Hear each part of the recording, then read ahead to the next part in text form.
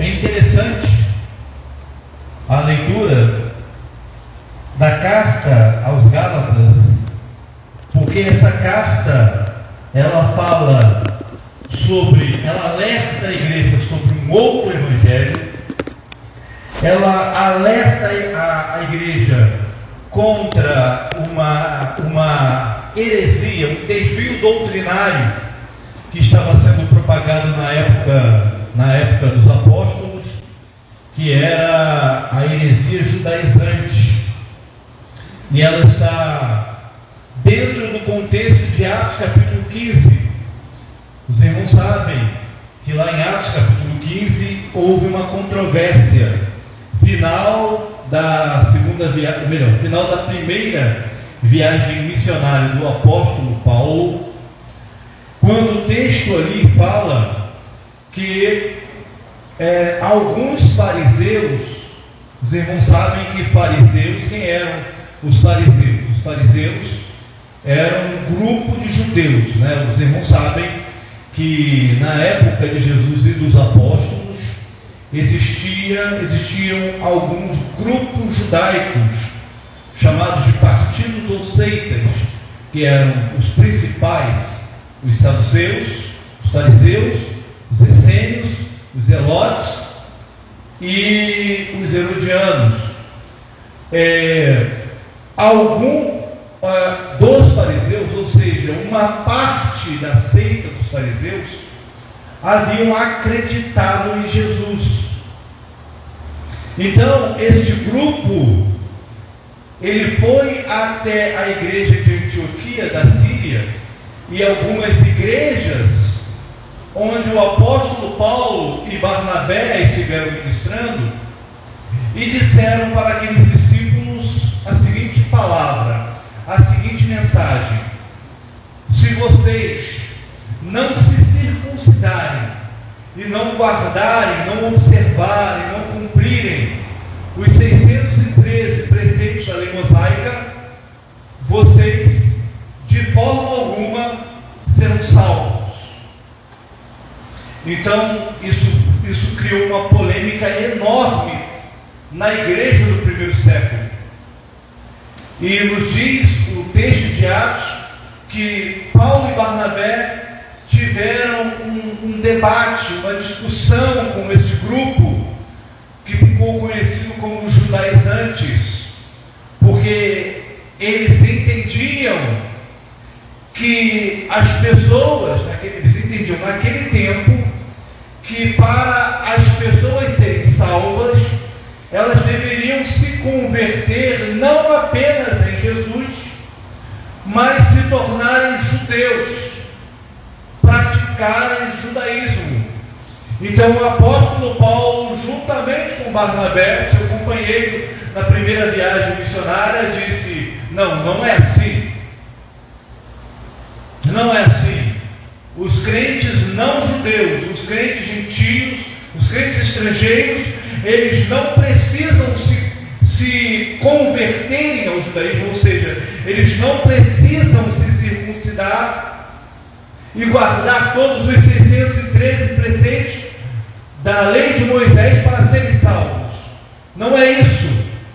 E a palavra de Deus nos diz, aí em Atos capítulo 15, que o caso foi tão sério, que veio a se tornar um assunto principal do Concílio de Jerusalém, que ocorreu no ano 50, descrito ali em Atos 15, onde o pastor presidente da igreja de Jerusalém, o apóstolo Tiago, ele se reuniu junto com Paulo e Barnabé, junto com Pedro e com os presbíteros da igreja, os anciãos da igreja.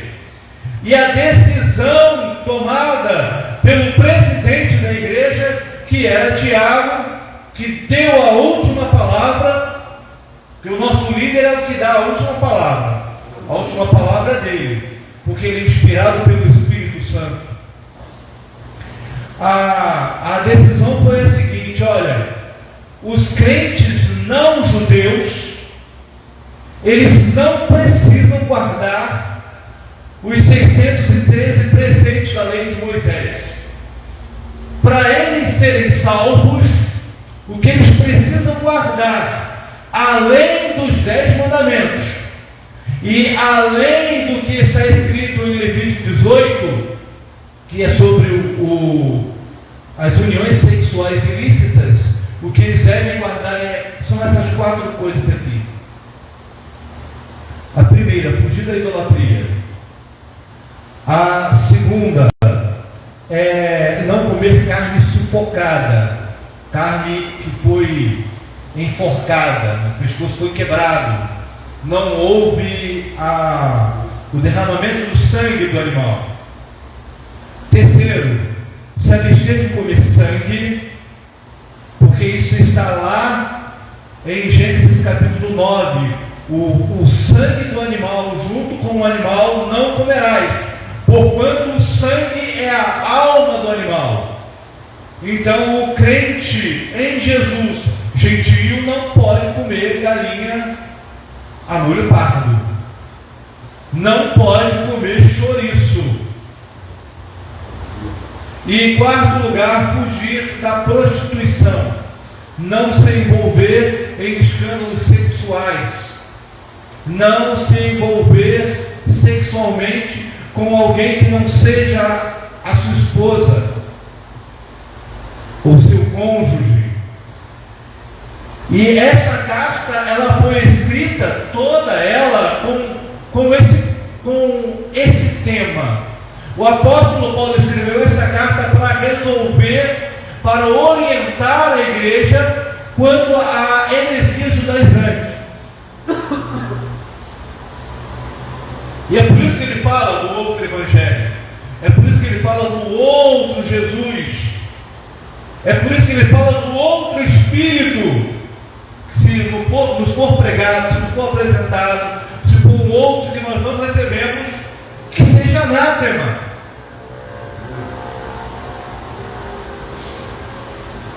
E ele escreve esta carta exatamente para a igreja a qual ele fundou no primeiro século, ou na primeira viagem missionária, que foi a igreja da Galácia.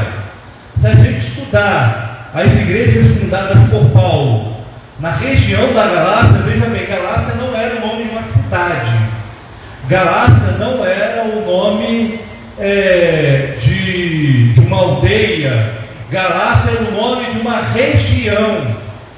Os irmãos que estudaram no CTB sabem que a Galácia é uma região. Existia a Galácia do Norte, ambas ficavam na atual Turquia, naquele pedaço de terra que nos tempos bíblicos era chamada de Ásia Menor. Então existia a Galácia do Sul, que era domínio romano, e existia a Galácia do Norte, que era território dos celtas. E o apóstolo Paulo, ele fundou igrejas na Galácia do Sul, e eram pelo menos 3 cidades que faziam parte da Galácia do Sul, em que Paulo fundou igrejas. Paulo fundou 3 igrejas nessas 3 cidades, que eram Antioquia. Na verdade eram 3, não, eram 4 cidades.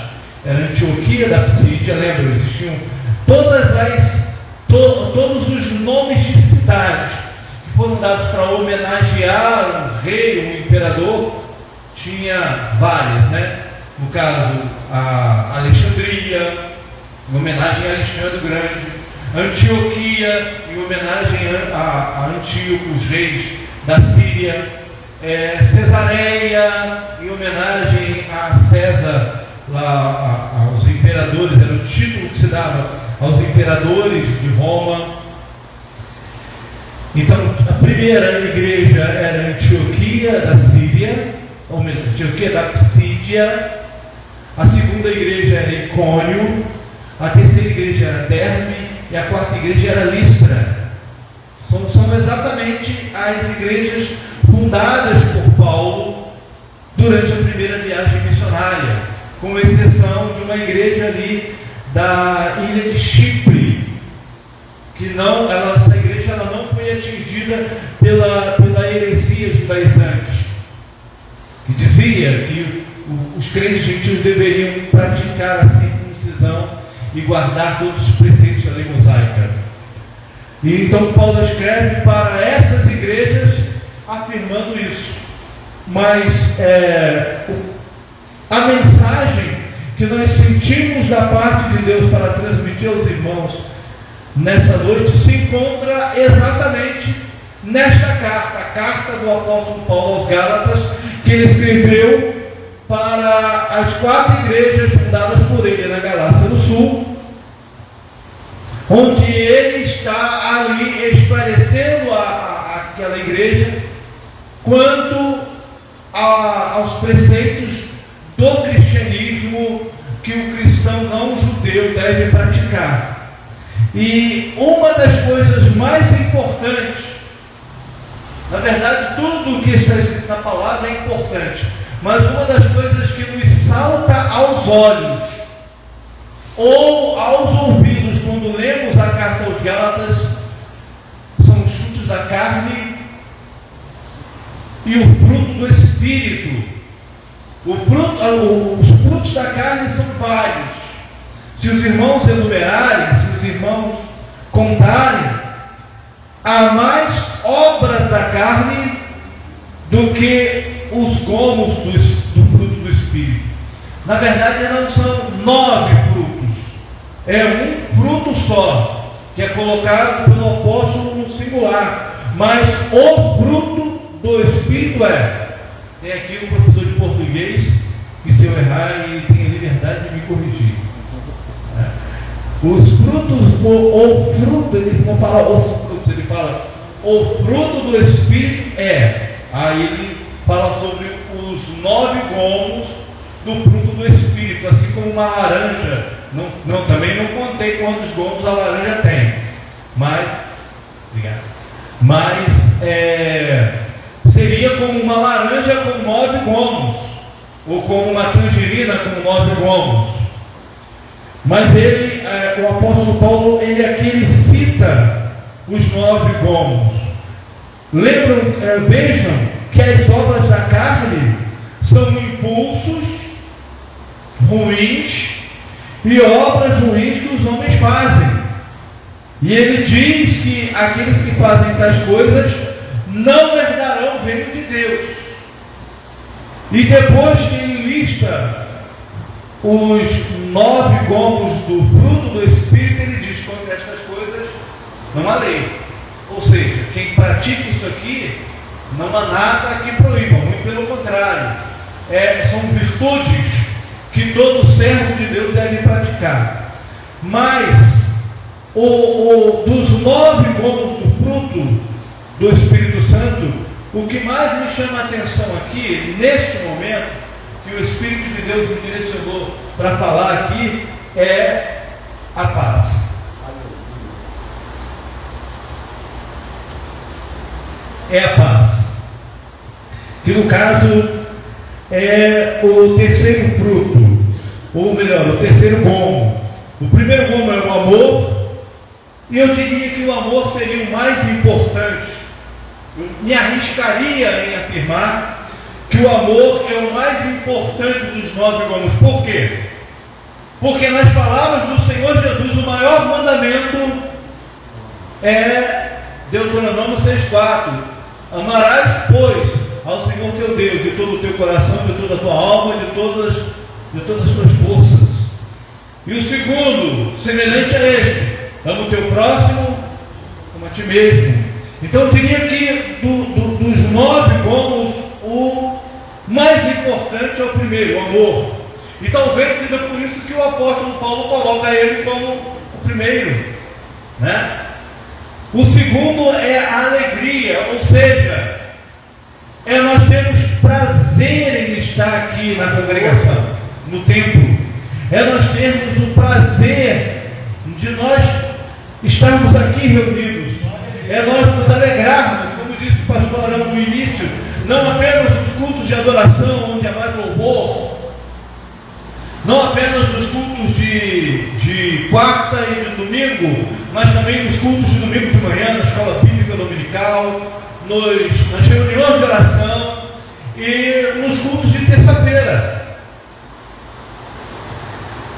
E o terceiro gomo que ele fala é a paz. E é sobre esse gomo que eu queria falar nessa noite também, sobre a paz. Então, nós inclusive tivemos uma lição recentemente, a promessa da paz, onde algumas coisas, irmãos que tiveram presente na escola dominical puderam aprender, e nós há algum tempo, até mesmo antes dessa lição sair, nós estávamos meditando sobre a paz bíblica. Os irmãos sabem que a paz da Bíblia é diferente da paz do mundo. Porque o que é a paz no seu significado normal, no seu significado na língua portuguesa? Está aqui um professor de português que pode me corrigir. A palavra paz em português significa ausência de guerra. Não é isso, pastor? Significa a ausência de conflitos. Mas a paz na palavra de Deus é muito mais do que isso. O conceito de paz na Bíblia é muito mais profundo do que esse. Por isso que aí nós, para respaldar esse significado da paz como ausência de guerras, é o que a gente vê nos noticiários. Um acordo de paz entre Israel e Síria, um acordo de paz entre a Ucrânia e a Rússia, porque há conflitos nessas regiões.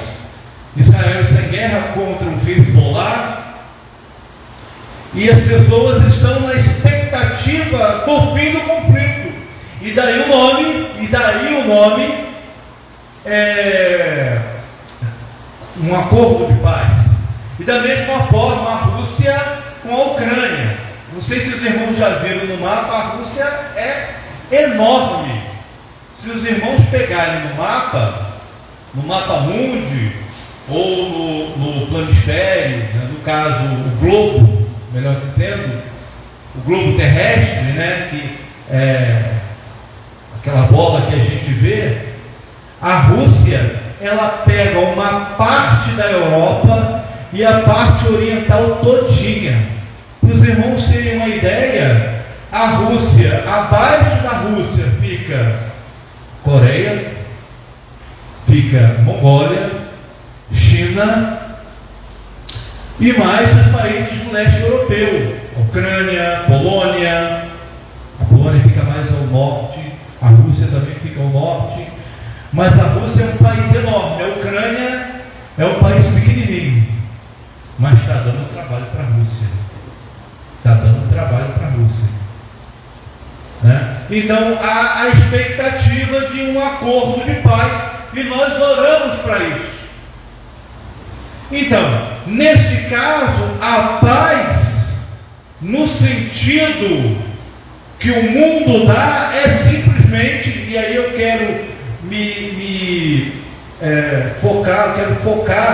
quero me ater a esse conceito de paz que o mundo dá, que é a ausência de conflitos.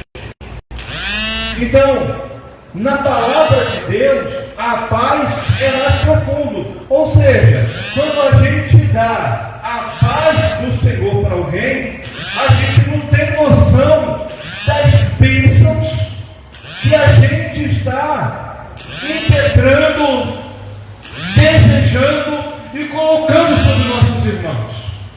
A gente não tem noção do poder que este cumprimento dá. E às vezes as pessoas dão a paz. Eu vou me arriscar em dizer que tem irmãos que eu fico acanhado de dar a paz do Senhor. Tem irmão que eu fico acanhado. Às vezes a gente passa naquela alegria, né? A paz do Senhor, irmão. A paz do seu irmão. Parece com má vontade da paz. Parece que dá a paz do Senhor uma obrigação, né? A paz do Senhor. Às vezes até para a paz do Senhor, irmão. Não sabe. Bom passeio, como foi o passeio? Bom. Ou seja, a gente não tem noção, as pessoas muitas das vezes não têm noção do poder que tem esse cumprimento. A paz do Senhor, este cumprimento. Cumprimentar. A paz do Senhor. Não é isso? Então há uma diferença entre cumprimento e cumprimento, né? Cumprimento se diz respeito à distância. Cumprimento com O fala de cumprimentar. Não é isso, meu professor? Cumprimento com U é distância. Ou é o contrário? É o contrário. Cumprimentar. Cumprimento com U é aquilo que a gente chama de saudar. E cumprimento com O é extensão, é distância. Obrigado, pastor. Porque às vezes se confunde. São duas palavras, são parecidas, né? Mas que confunde. Então, cumprimentar é saudar e cumprimento é distância. Obrigado, pastor Arão. Então, às vezes a gente fala assim, salve os irmãos com a paz do Senhor. Mas por que você fala saldo? Porque saudar é você pagar uma dívida, não é? Então você não sauda ninguém com a paz do Senhor. É saudar, é uma outra palavra que confunde. Saudar de pagar é com L, não é isso, pastor Arão? Com L. Eu gosto do pastor Arão, porque eu sempre estou pegando umas dicas de português com o pastor Arão. Né? Então, às vezes a gente fala saldo. O saldo, como se a gente estivesse pagando algo que a gente estivesse devendo, né? Mas o certo é falar eu saúdo, porque o saúdo tem um acento no U, não tem? É isso aí. Né? Eu saúdo os irmãos com a paz do Senhor. Então, os irmãos sabem que a Bíblia ela não foi escrita em português, amém? Os irmãos sabem disso? Que a palavra de Deus ela não foi escrita em português. A palavra de Deus ela foi escrita, o Antigo Testamento foi escrito originalmente em hebraico, né? Lembro do evangelista Ricardo no curso de teologia. E o Novo Testamento foi escrito em grego, exatamente. Que o hebraico é a língua oriental, o hebraico é a língua falada pelo povo judeu. E o grego é a língua, o grego do Novo Testamento é o grego koiné, o grego popular, era o grego do Império Grego, que foi iniciado, a conquista das terras foi iniciada por Filipe II da Macedônia, que conquistou a Grécia, e depois seu filho Alexandre, apelidado de Magno, ou seja, o Grande, ele saiu conquistando aquelas regiões que hoje compreendem a Turquia, ao Iraque, partes do Irã, Síria, Israel, foi conquistando até aquelas regiões do Irã, até chegar na Índia. Então, o grego do Novo Testamento, chamado de grego koiné, é o grego do Império, né? Os irmãos sabem. O português do Brasil é diferente do português de Portugal, não é? Não é diferente? Às vezes, até na gramática, alguma coisa, você vê que o pastor Arão é especialista nisso. Algumas coisas têm sido mudadas para ver se simplifica um pouco, né, pastor Arão? É por isso que houve agora uma reforma na ortografia, não é isso? Acordo ortográfico. Acordo ortográfico, obrigado, pastor Arão. Do português. Então, ou seja, porque o português de Portugal é diferente do português do Brasil. O sotaque é diferente. Eu não sei nem imitar, alguns irmãos sabem imitar o sotaque do português, eu não sei. Mas o Novo Testamento foi escrito originalmente em grego. A palavra paz em hebraico os irmãos conhecem, porque ela é bem popular. Como é que se diz paz em hebraico? Shalom. Shalom. Shalom é a paz em hebraico. E em grego é a Irene. Aí tem alguém aqui chamado Irene? Tem irmã Irene aqui? Tem alguma irmã Irene? De paz, ó. Se vocês conhecem alguma irmã chamada Irene, pode dar notícia para ela, ó. Parabéns, o seu nome significa paz. Se ela for uma pessoa pacífica, ela está fazendo jus ao significado do nome dela. Mas se ela é agitada, pode trocar o nome dela. Não, estou brincando, não vai trocar não. É porque não está fazendo jus ao nome dela. Fala, irmão. Eu conheço uma ali na rua embaixo, é um doce de pessoa. Glória a Deus, a irmã Irene, um doce de pessoa. Muito bom. Então, a palavra paz na língua hebraica é shalom. Os irmãos sabem que a gente fala. Os irmãos sabiam que às vezes a gente fala hebraico? Sabe? A gente fala grego direto, né? Gênesis é a palavra, a gente fala mais grego do que hebraico, viu? Bíblia é uma palavra grega, sabia? Significa livros, a gente está falando grego. Apóstolo é uma palavra grega, quer dizer enviados para fora. Diácono é uma palavra grega, é aquele que serve. Presbítero é uma palavra grega, que significa ancião, né? Êxodo é uma palavra de origem grega. Eclesiastes é uma palavra de origem grega, de eclésia, que é a palavra grega que deu origem depois ao nome igreja, né? Mas a gente às vezes, sem saber, a gente fala um pouquinho de hebraico, não fala? Sim ou não? A gente não fala um pouquinho de hebraico de vez em quando. De vez em quando, os irmãos, quem aqui gosta de dar aleluia? Quem aqui gosta de dar aleluia? Os irmãos estão falando hebraico, sabia? Aleluia. Estou falando hebraico, né? Nossa, ele não sabia. Mas quando a gente fala aleluia, está falando hebraico. A palavra aleluia é uma palavra de origem hebraica, que é uma das poucas palavras. Eu me lembro de duas. Talvez o pastor Arão se lembre de mais. Se o senhor se lembra de mais, o senhor pode ficar à vontade, pastor, para expressar. A palavra aleluia é uma palavra de origem hebraica que não se traduz para língua nenhuma.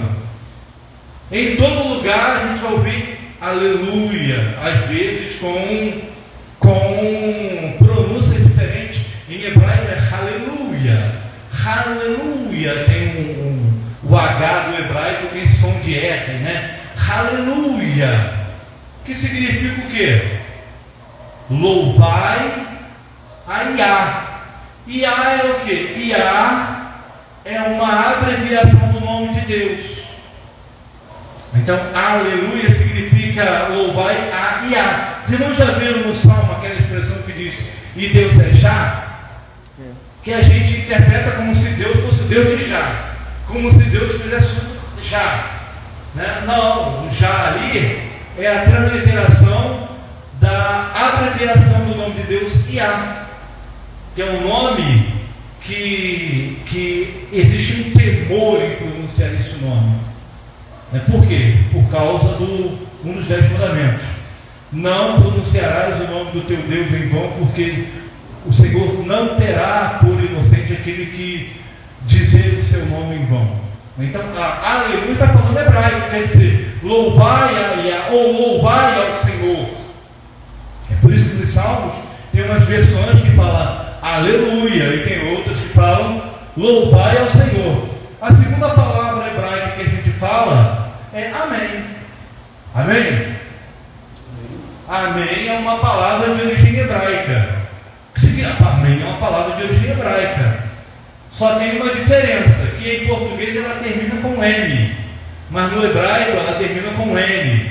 Os irmãos que fizeram hebraico conosco sabem que no hebraico o M tem o som de men, ou seja, o nome do M do hebraico é o men, e tem dois, tem o men do meio e do início da palavra, e tem o men sopit, que é o men final. São duas letrinhas, né? Tem o mesmo som, mas tem um formato diferente. o M do meio para o M final.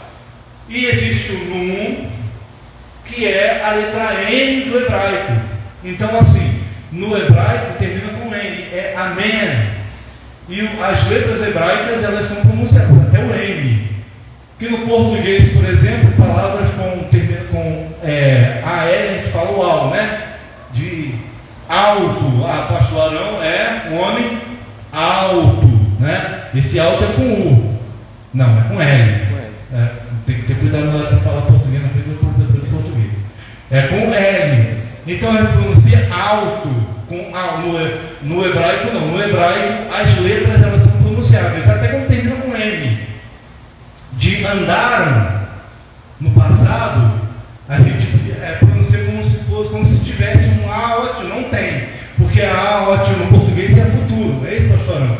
Então AM no final é no passado, a gente pronuncia como se fosse um A ótimo.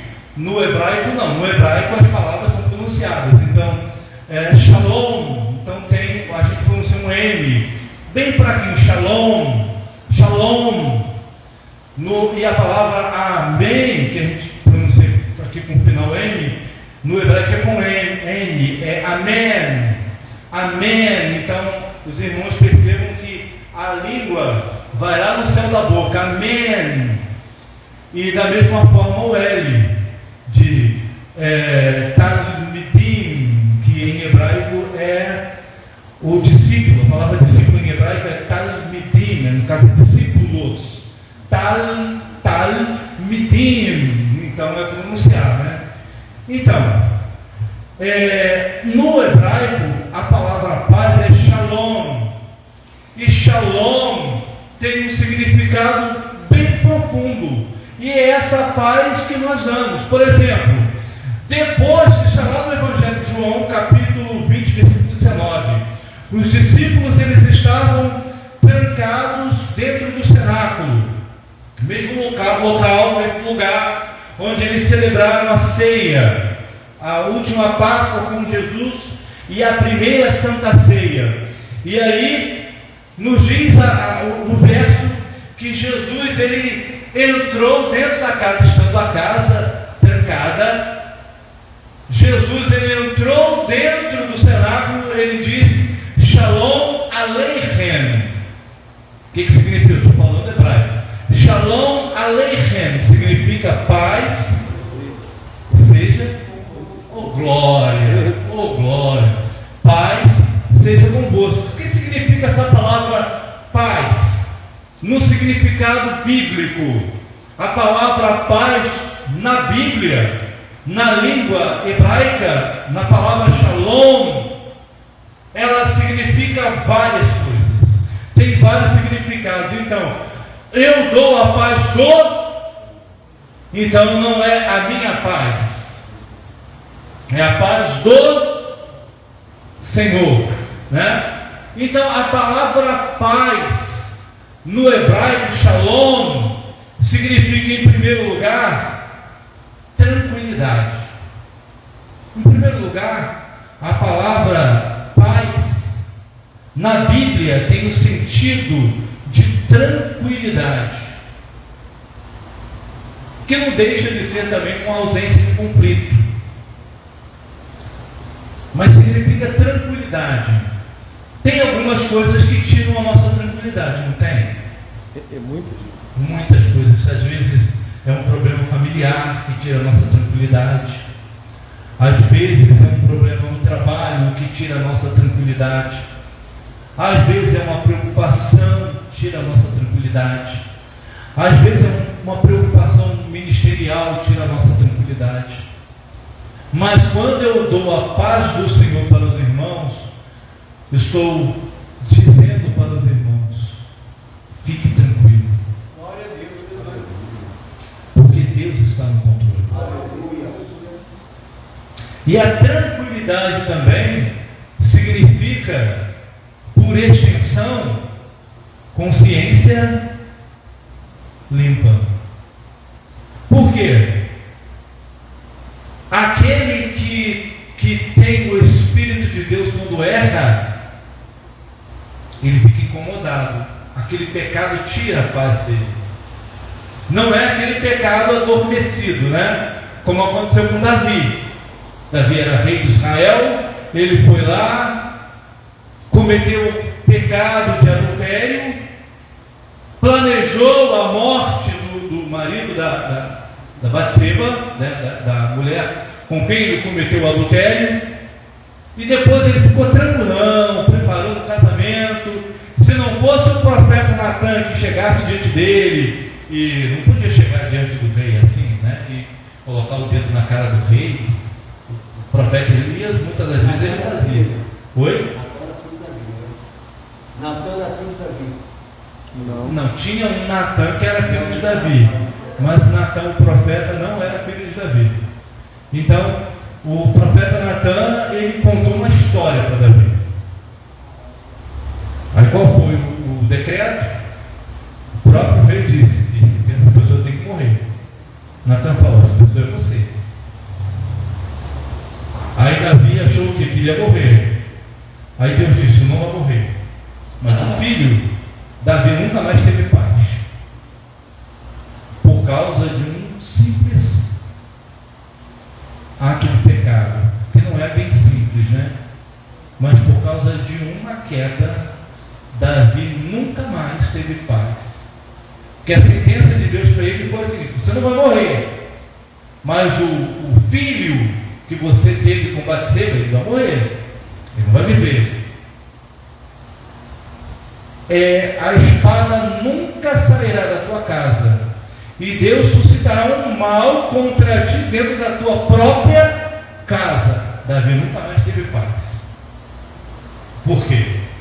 Perdeu o filho, que era bebê, se não me engano, tinha uma semana de vida, e morreu. Depois, teve conflitos no meio dos seus filhos. Um meio-irmão, Anon,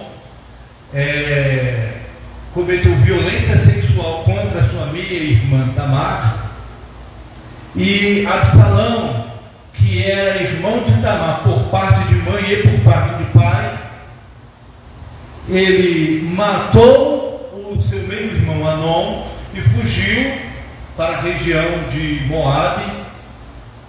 Ou seja, ele era filho de Moabita, era neto de Moabita, e aí ele foi para lá. Quando ele voltou, ele arrumou uma situação, Davi o recebeu de volta, e ele foi o mal que o profeta disse que Deus levantaria da sua própria casa, que intentou contra a vida de Davi, intentou tomar o seu reino, tomou o seu reino por um tempo, e depois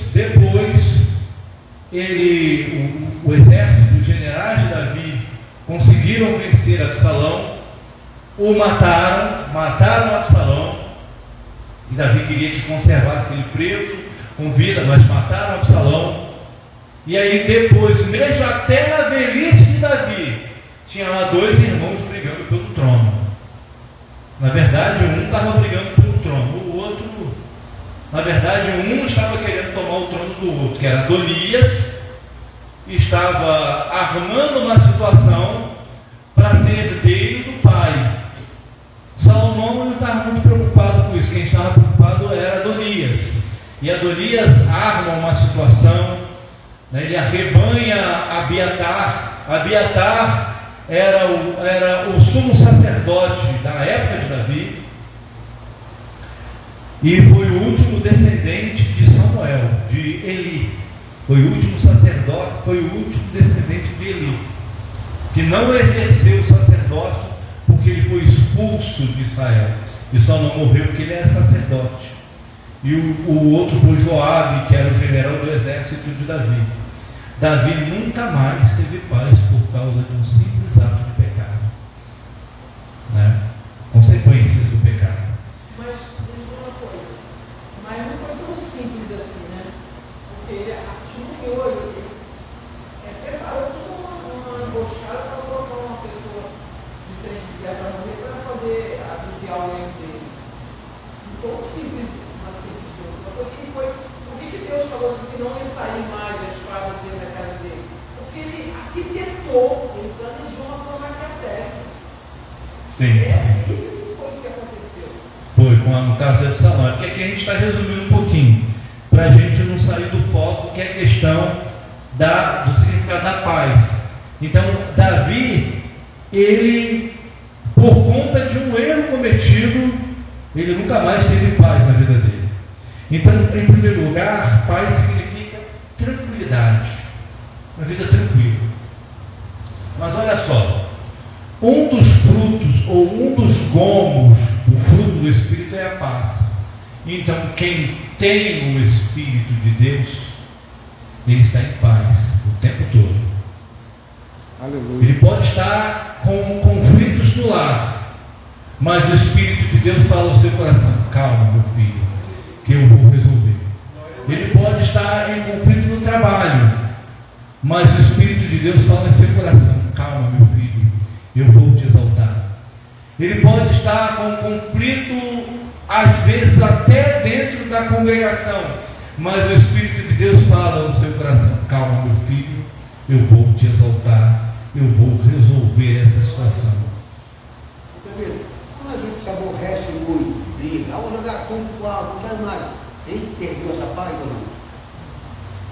Então, se alguns irmãos usam aquela expressão: ih, presbítero, evangelista Ricardo saiu da graça.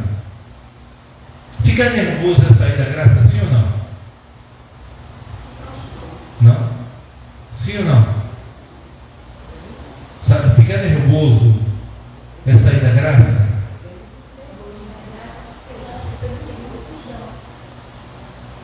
Tem que ter mansidão. Concordo, tem que ter mansidão. Mas ficar nervoso é sair da graça? Sair da graça é uma expressão. Oi? É uma expressão sair da graça. É uma expressão. É uma expressão, sair da graça, mas não. Sair da graça mesmo é diferente. Sim, exatamente, é uma expressão. Mas Por quando quê? ele abusa dessa graça, mas sai mesmo da graça, aí fica o balde mesmo. Então, mas aí veja bem, se ficar nervoso é sair da graça, Jesus saiu da graça. Jesus caiu da graça. Porque quando Jesus ele entrou no templo, lá na ocasião da Páscoa, ele viu os cambistas vendendo. Veja bem, não é pecado, não é errado a igreja ter cantina, tá? Mas então por que Jesus ficou bravo? Porque naquele tempo o sacerdócio de Israel estava comprado pelo Império Romano. Era um sacerdócio altamente corrupto. E aí eles davam propina para os cambistas, aqueles que vendiam animais para o sacrifício. Então o adorador, ele comprava uma rola, ou 2 rolas e 2 pombinhos, para quem é pobre. Quem tinha uma condição melhor era ou 2 cabras, ou 2 cordeiros de um ano. E aí quando o adorador ia lá e comprava aquele animal, estou falando isso que eu não quero deixar mal os entendimentos entre os irmãos, tá bom? E aí eles iam lá, o adorador ia lá e entregava para o sacerdote. E o sacerdote, na lei de Deus, dizia o quê? Que ele tinha que sacrificar o animal, cortar a jugular, o sangue escorrer e depois queimar no altar, certo? Mas só que o sacerdote não fazia isso. Ele pegava aquele animal, fingia que ia sacrificar, mas ele pegava aquele animal, pedia para um mensageiro devolver o animal para o mesmo vendedor, que tinha uma passagem secreta. Os irmãos que estudaram geografia bíblica no CTB sabem que o monte do templo é o monte de Jerusalém, onde ficava o templo. É o chamado Monte Moriá. Ele é um queijo suíço, ele tem várias cavernas embaixo dele. Então, aquele mensageiro entrava por uma dessas cavernas, uma passagem secreta, e entregava o animal para o mesmo dono, ok? E aí Jesus, ele percebeu isso. Jesus, ele viu isso. Então Jesus, ele pegou, o Evangelho de João nos diz que ele pegou um cordel, ele fez chicote e saiu expulsando. Imagina a cena, saiu expulsando os cambistas, derrubou as moedas, derrubou as mesas, pegou, imagine, pastor Arão pegar isso aqui, ó, o fio aqui, fazer uma, imagine, pastor Arão está desviado, né? Pô, mas Jesus fez isso, vendo a gravidade da situação. E aí o que aconteceu foi isso. Então Jesus saiu da graça. Não, Jesus não saiu da graça. Desculpa, tá? Ele chutou balde do Espírito.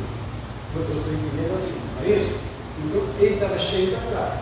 Mas no caso aqui, ele disse que chutou o balde, o cara já está virado, tem essas duas partes, né? Ah, sim, verdade, verdade. Bem pontuado, obrigado, irmão.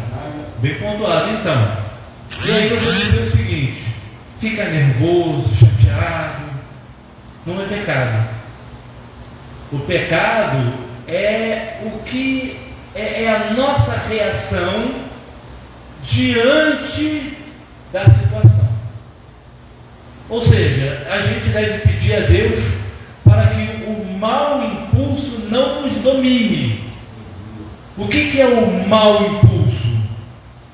Os irmãos já viram essa ilustração? Ela é muito difundida, né? Eu estou andando na rua, aí eu tropeço, eu xingo palavrão. É um mau impulso. Inclusive esses dias aconteceu um negócio engraçado na escola, né? A gente estava lá armando a escola, porque estava preparando a escola para ter a feira de ciências. Eu estava ajudando os professores colando com cola quente os cartazes, né? Meu Deus, foi esse aqui. Já saiu, graças a Deus, com cola quente. O negócio queimou, aí, ai, glória a Deus, aleluia. E uma dor tremenda, aleluia, glória a Deus. Aí a gente falou, o que houve? O senhor Reinaldo, queimei o dedo na cola quente. E a cola endureceu no dedo. Aí eu fui no banheiro, lavei, a cola grudou no dedo, fui lá, tirei o varadinho. Ou seja, é a questão de como a gente vai lidar com a situação. Então a gente deve pedir a Deus para que o mau impulso não nos domine, e sim o bom impulso. A questão de irá no pecado. Então, Jesus, ele filho, mas ele não pecou. Jesus ele se irou num ato de justiça, como está escrito, que o zelo da tua casa me tomou. E ele começou a expulsar aqueles cambistas dali, né? Fez até um chicote, mas não bateu em ninguém. Derrubou, soltou os animais, derrubou as mesas e expulsou os cambistas dali.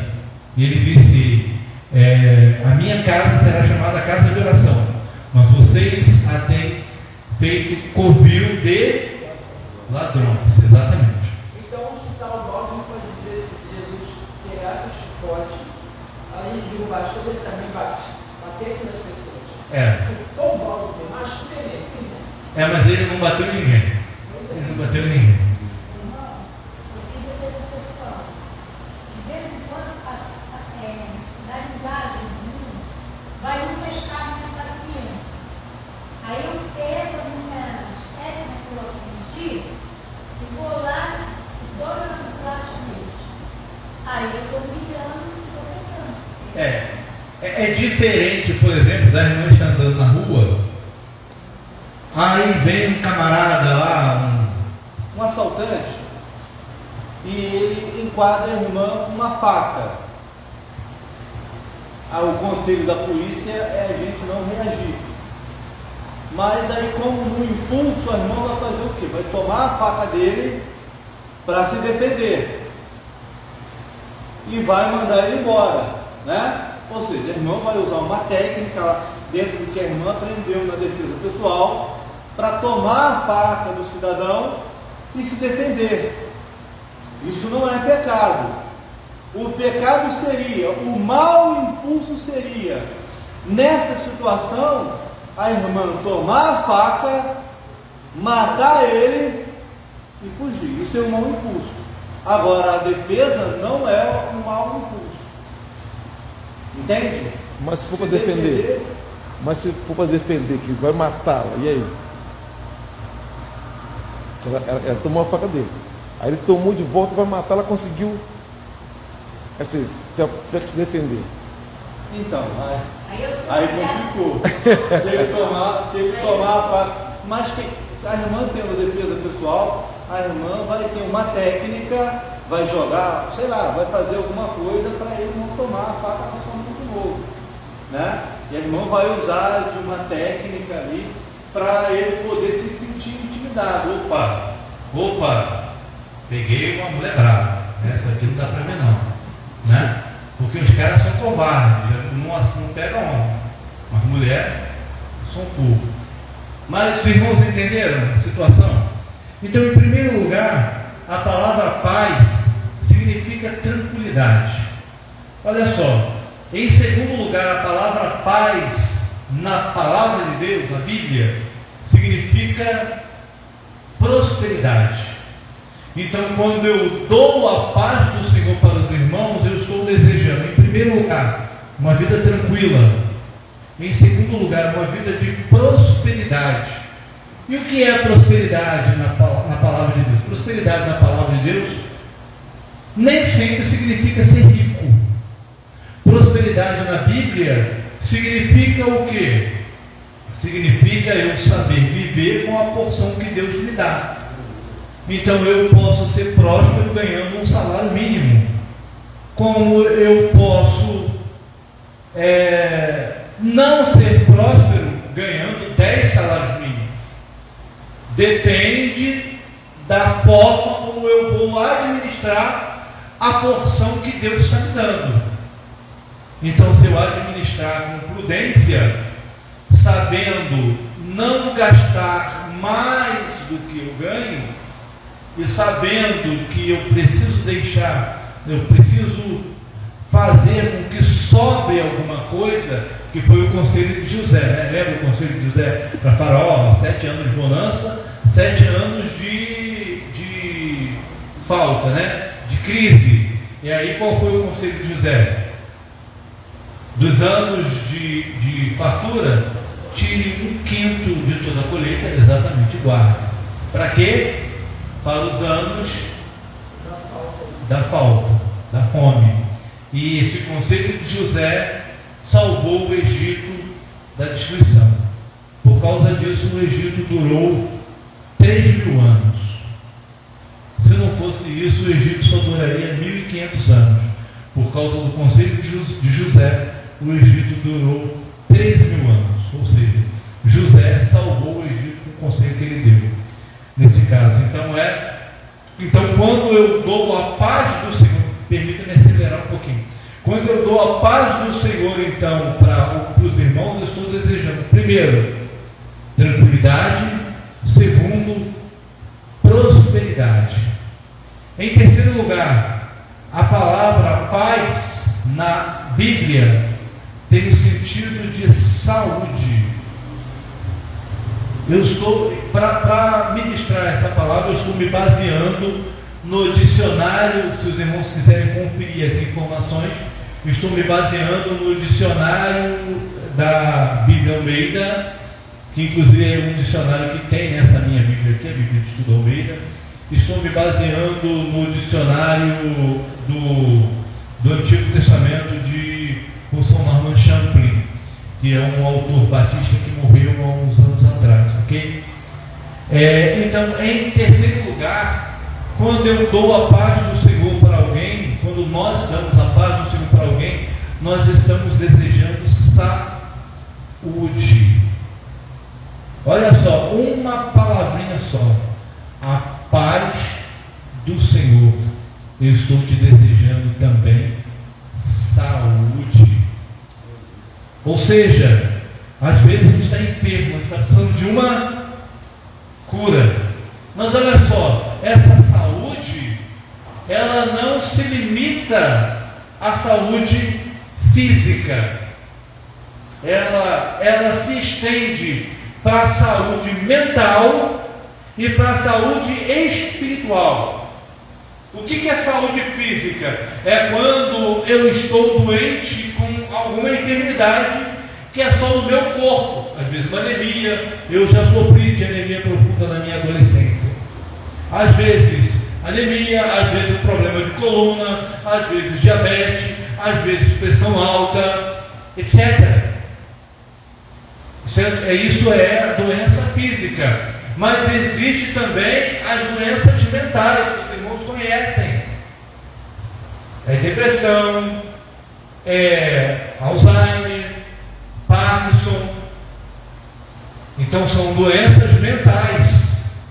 Então, a saúde bíblica indica a saúde de uma forma completa: saúde física, saúde mental e saúde espiritual. E quando eu sei que eu estou doente espiritualmente? É quando eu não tenho força para estar na congregação. É quando eu não tenho paciência para ouvir o pastor que está aqui ministrando a palavra de Deus. É quando eu não tenho humildade para reconhecer o meu erro diante de uma correção, seja do pastor da congregação, seja de um irmão, amigo, porque amigo não é aquele que só elogia. Amigo é aquele que fala a verdade, porque quer ver o bem do seu amigo.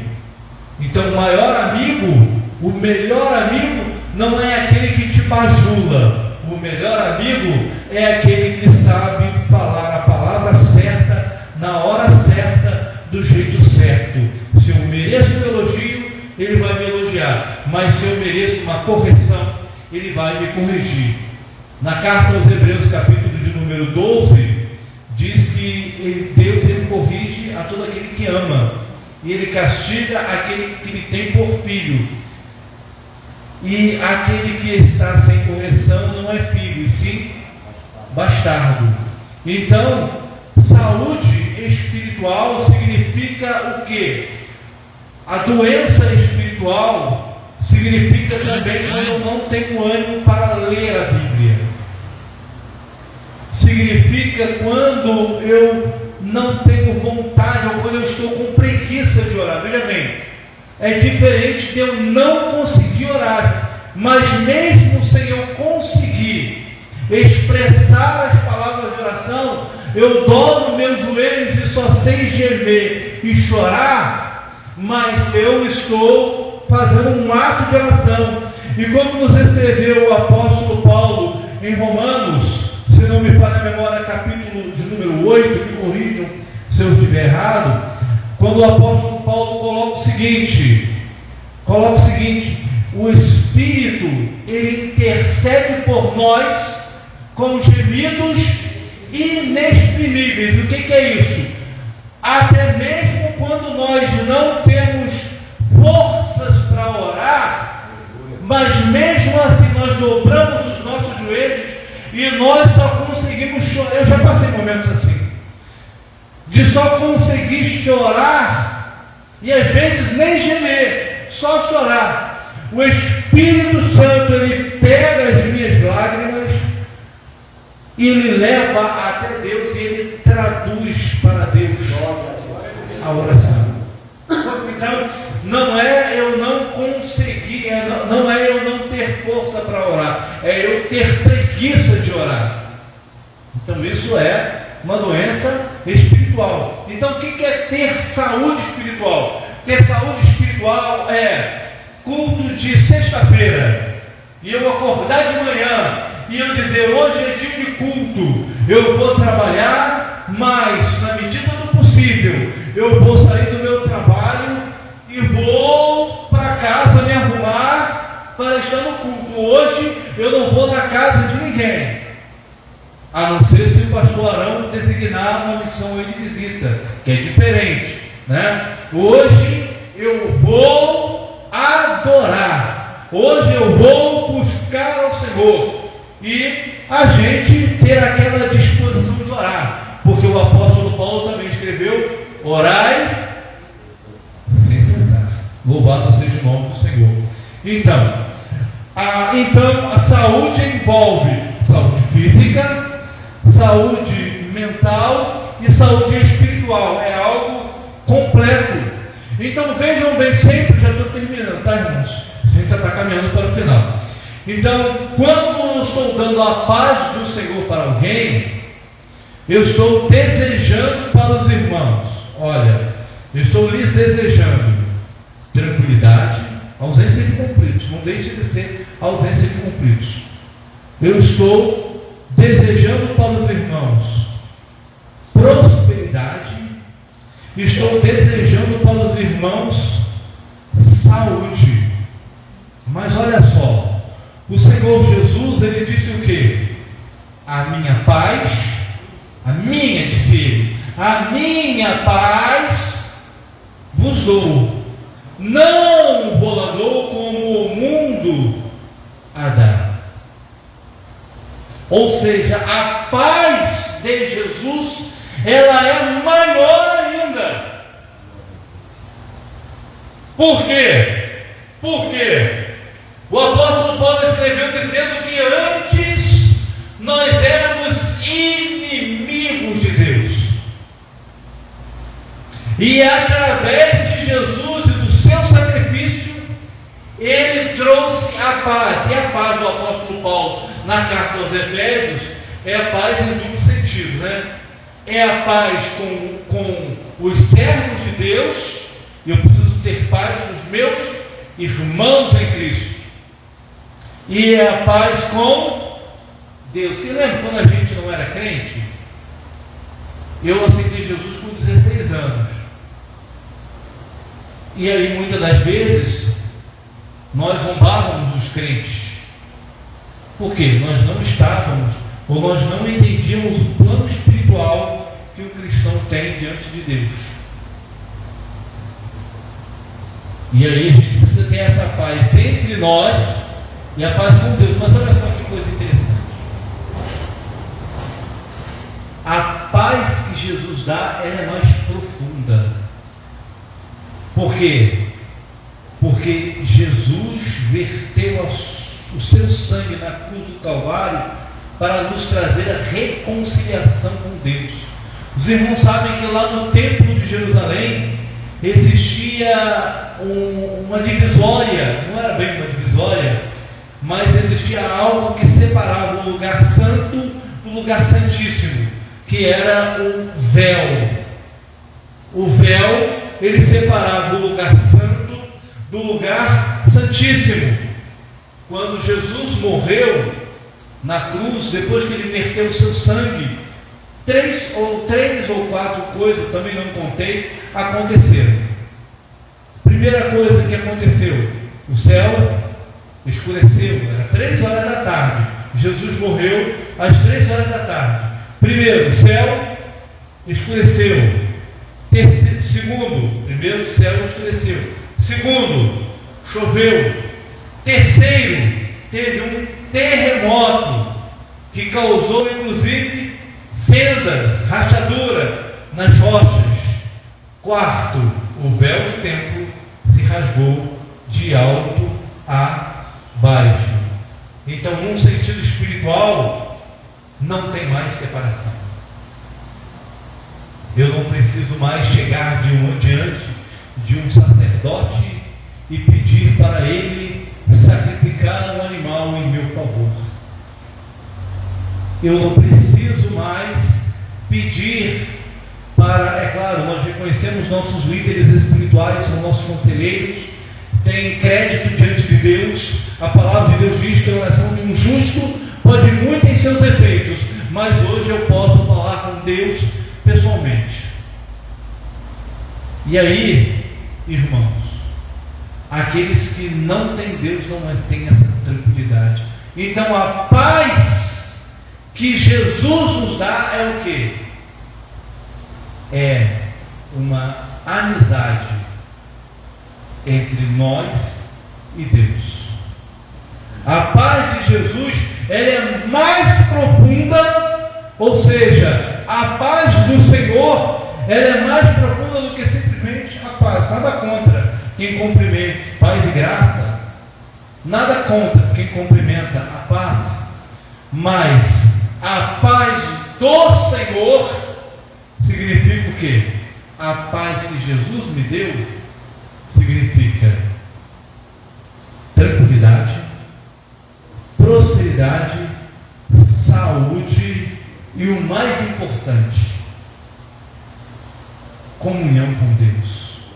Porque antes eu era inimigo de Deus, porque eu estava no mundo, e a palavra de Deus nos diz que aquele que se torna, que quiser se tornar amigo do mundo, torna-se inimigo de Deus. Então antes nós éramos inimigos de Deus, e através do sangue de Jesus, hoje nós somos inimigos do mundo e amigos de Deus. Deixa de ver que somos homofóbicos. Não estou pregando ódio aqui a nenhum tipo de pessoa, tá? Muito pelo contrário. Muito pelo contrário. Todas as pessoas, independente de opção sexual, independente de filosofia ou de religião, merecem ser amadas e respeitadas.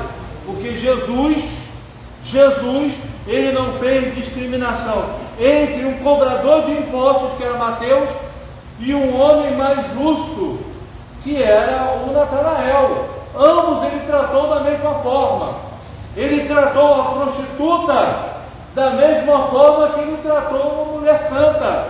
Ele tratou a adúltera lá de João capítulo 8 da mesma forma como ele tratou a Maria, irmã de Lázaro e de Marta. Então nós devemos tratar todos com amor, independente da opção sexual, independente da religião. A pessoa está lá, está cheia de guia, né? Cheia de guia, e que ela vou dar um abraço nela, se você estiver coberto com sangue, se você estiver com a vida no altar. Se não estiver com a vida no altar, eu aconselho a não fazer isso mesmo. Mas se estiver com a vida no altar, vai lá dar um abraço e eu te amo. Ou seja, é isso que transforma as pessoas, né? Mas, voltando, deixa que nos chamem de homofóbicos, porque nós aqui, pastor Arão aqui não faz casamento de pessoas do mesmo sexo. Deixa que nos chamem de intolerantes. Por quê? Porque nós não concordamos com a legalização do aborto. Deixa que falem mal de nós, mas os valores do reino de Deus são mais importantes. Então, ou em outras palavras, eu estou em paz com Deus, mas se o mundo não estiver em concordância com os valores de Deus, não estou nem aí. É melhor eu estar em paz com Deus do que eu estar em paz com o mundo. O Senhor Jesus, ele disse que malditos sereis quando o mundo vos elogiar. Foi Lucas que escreveu, né? Então, ou seja, irmãos, para concluir, para fechar, então, olha só, nos irmãos, se os irmãos ouviram o que nós transmitimos e aquilo que nós estamos transmitindo, eu tenho certeza que é a palavra de Deus, nunca mais nós vamos dar a paz do Senhor da mesma forma como nós dávamos antes. Por quê? Antes nós não conhecíamos a profundidade e o significado da paz bíblica. Agora que conhecemos, nunca mais eu vou dizer: paz, Senhor, evangelista Ricardo, paz, Senhor, irmão. Não, é a paz do Senhor, porque agora eu sei o que eu estou desejando. Eu estou desejando para o evangelista Ricardo, para o pastor Arão, para todos os irmãos, estou desejando tranquilidade, saúde, prosperidade, tranquilidade, prosperidade, saúde e comunhão com Deus. Louvado seja o nome do Senhor. É isso. Louvado seja o nome do Senhor. E não nos preocupemos, que às vezes a gente se preocupa, né? Às vezes a gente sabe que a pessoa é crente, a pessoa sabe que a gente é crente, a gente dá a paz do Senhor e a pessoa finge que não deu. E às vezes a gente fica triste: poxa, pai, o irmão me fez pagar um amigo, né? Eu dei a paz do Senhor, nem fingi que nem conheci, né? Exatamente. Não nos preocupemos, porque as vezes ele não é filho da paz. Às vezes ele não tem a paz. E como disse Jesus, a paz voltará para nós. A nossa parte a gente fez. Deu a paz do Senhor. Mas, se ele não tem paz, a paz retornará para nós. Louvado seja o nome do Senhor. Então, irmãos, meditemos essa palavra, fiquemos com essa palavra e sejamos mais alegres em cumprimentar os nossos irmãos com a